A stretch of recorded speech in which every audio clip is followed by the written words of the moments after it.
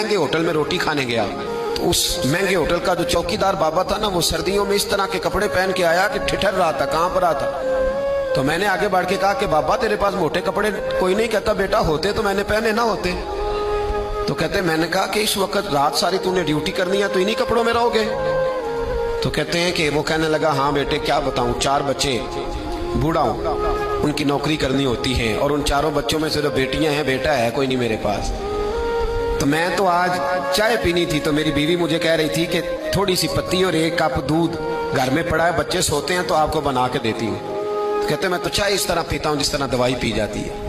तो मैं ना वो थोड़ी सी, सब रोगां दा रोग मोहम्मद जिसका नाम गरीबी, तो मैंने वो चाय मेरी बीवी बना के लाइया। तो मैंने कहा भली माना तुझे भी ठंड लग रही होगी थोड़ी, तू भी पी ले।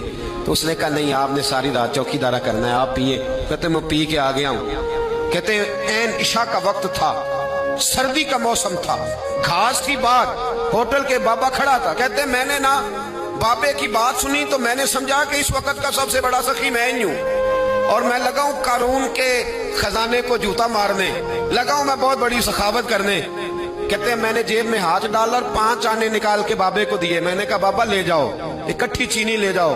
और 5 आने का बड़ा कुछ आया करता था उस जमाने में, इकट्ठी चीनी और पत्ती ले जाओ और घर में चाय पियो। कहते इतनी देर हुई तो इशा की अजान हो गई और जब मुअज्जिन ने अजान पढ़ी और मैंने 5 आने बढ़ाए तो बाबे ने लपेट के मुझे दिए। कहने लगे मैं तो तुझे अच्छा आदमी समझा था, तूने मुझे क्या समझ लिया है?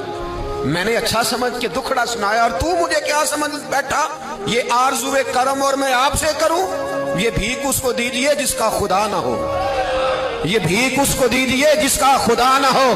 कहा जा रख अपने पैसे। और कहते हैं फिर मैंने उस बाबे को देखा, उसने जूते उतारे और ठंडी घास पे उसने अल्लाह अकबर कह के नमाज की नीयत बांधी।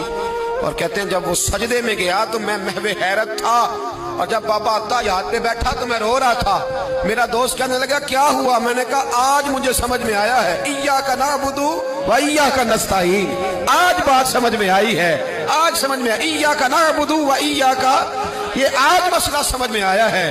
कहते हैं उस बुजुर्ग ने सलाम फेरा और कहने लगा तू अभी गया नहीं? मैंने कहा बाबा मैं तेरे जलवे देख रहा हूँ, मेरा तोहफा कबूल क्यों नहीं किया? तो कहते बाबा रो पड़ा। कहने लगा बेटा अगर 5-5 आने मांग के खाने होते तो मैं रात को सर्दियों में मजदूरियां न करता, अपने पैसे घर ले जा।